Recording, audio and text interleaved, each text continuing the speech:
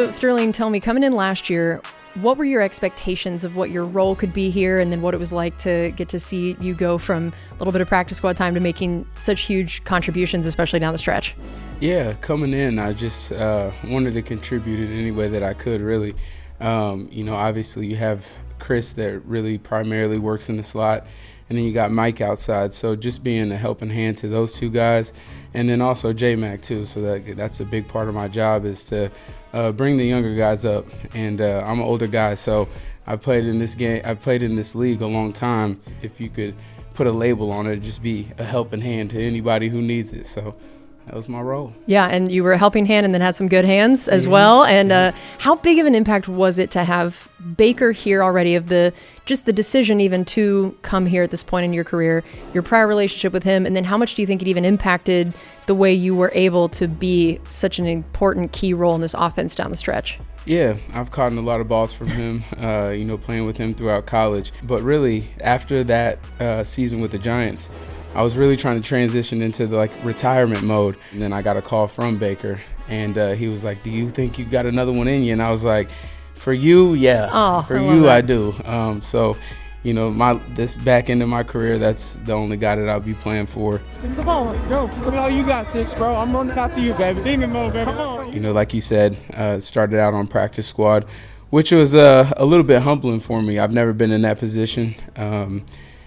Being a starter for so long at New York and then going to practice squad, it's a big shift. But it was good for me. I think that it gave me time to learn the system, and everything happens for a reason. So I'm a big believer of that. I just trust in God, and whatever He has planned for me, I just kind of roll with it. So.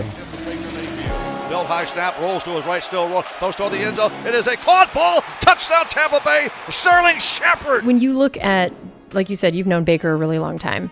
What have you seen of the way he has grown, the way he has embraced such a leadership role here, the impact on the team, and then the way that Tampa Bay has embraced him?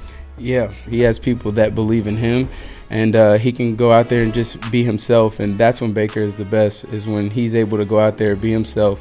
He plays with a huge chip on the shoulder, and one of the most exciting guys to play with.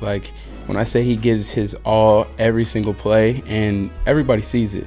It's pretty apparent that that's how that guy attacks every single play, and it makes everybody else around you better when you have a guy like that. He feeds off so much energy for everybody else, because if you see a guy that's going to give his all for every single play, you're going to want to do the same. So yeah, I would take a bullet for him, and he's been a huge part of my success and a huge part of my story in general.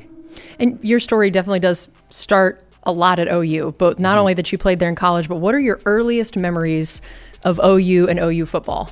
Oh man, they go way back, because my father played there along with both of my uncles. And then my mom went to school there, my sisters. So we're a big Oklahoma family, and it's crazy to say, but my first offer was Oklahoma State. So I had to politely decline, you know what I mean? But yeah, going back to when I was 6 years old, my dad was coaching there, and then my dad passed. He actually went to Wyoming to coach, but he passed, and Coach Stoops, head coach there, didn't want me to miss out on the father-son relationship. So he invited me to practices. I got to go to any practice I wanted to. Got to pretty much make the facility my home. So I was around those guys and around the game so much as a little kid. So that was always my dream. I remember being on the sideline just looking at the guys out there playing, like, that's exactly what I want to do. You were pretty young when he passed. So what were either the memories you had of him or the stories that other people relayed to you that helped shape your image of him and the way you wanted to carry on his legacy?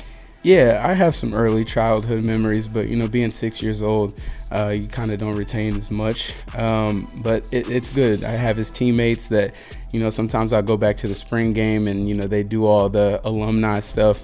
And so I'll get around those guys and they're like, man, your dad was crazy. He used to go over the middle, used to catch punts. And then I also have film now. So I go get on YouTube and I can watch a highlight of him.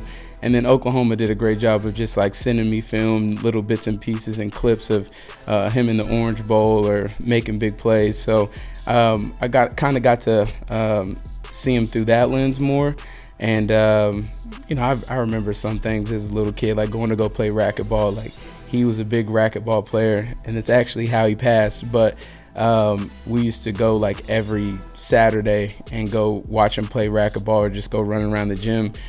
So that was a really fun memory for me. And he kept me around the game as much as he could while he was coaching. I'd be up there sitting in the office. So I've always been around the game. And how did the fact that you did lose him so early impact the kind of dad you wanted to be once you had kids? Yeah, I'm super involved. And, I think that was one of the toughest parts for me as a little kid was like after football games, seeing some of my friends go run up to their dad and like talk about the game with their father. And I missed that. My mom, that doesn't take anything away from my mom. Like, my mom did an amazing job playing both roles. But that was one thing that I really missed. And my grandfather, he also, I got to give him his credit as well. He was always there.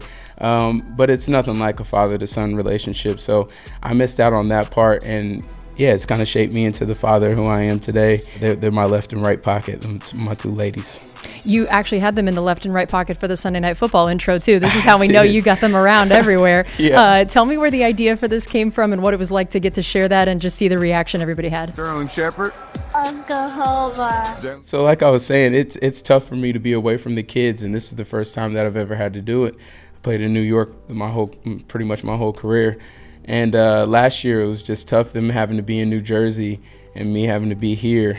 So I would get them to, most of the home games, and then they would head back on Sunday, so they wouldn't really get to stay for the game. But that game was in Dallas that night, and they said, we need to get another headshot for tomorrow. And they were with me. They were like, we don't want to leave you, because I hadn't seen them for a week. They were, we don't want to leave you. I was like, well, you guys can come down there and watch me do my intro video.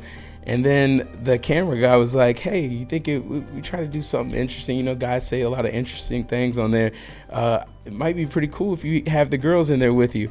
And so we did a couple practice takes, but we got it down. They got a little nervous when that camera, but I understand them. So it was good. It was good. It's a good turnout. I love that. Mm-hmm. Now, this year, bringing the whole starting offense back, you add a guy like Mecca in the first round. What excites you about being a part of this offense this year and what you think the potential could be? Yeah, we have so many positives that we can build off from last year, and we also have things that we need to correct. But my thought is, more playmakers you have on the field, the better.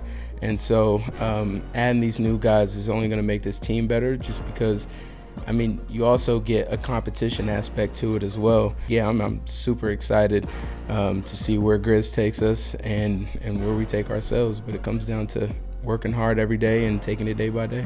So now this is the 50th season of the Buccaneers franchise this year. Mm-hmm. So we're talking a lot about legacy and thinking about the history of the team. So now you did play a lot of your career somewhere else, but when you think about the idea of legacy, of what you want Bucs fans to remember about you, and then also just NFL fans, of what do you want your NFL and Buccaneers legacies to be? I'm a huge team guy, and I love to get my teammates ready to play football games. That's something that I really take pride in. So I want them to view me as a great teammate, but it obviously comes down to what you do on the field as well. So I want them to know that I give my all every single play, and having guys like Baker, that kind of helps channel that. But one thing you won't question about my game is effort, whether it's getting in there, making a dirty block, or making a tough catch. Which I got to do better. I had too many drops last season. I usually don't do that. So we're working on that. But I can attest to that. You were on the jugs machine right before doing this interview, so I can attest. Thank you. Yeah, but I try to get about 200, 300 a day. I think that's that's the legacy that I want to leave here, is that I'm going to give my all every single play, no matter what the play is.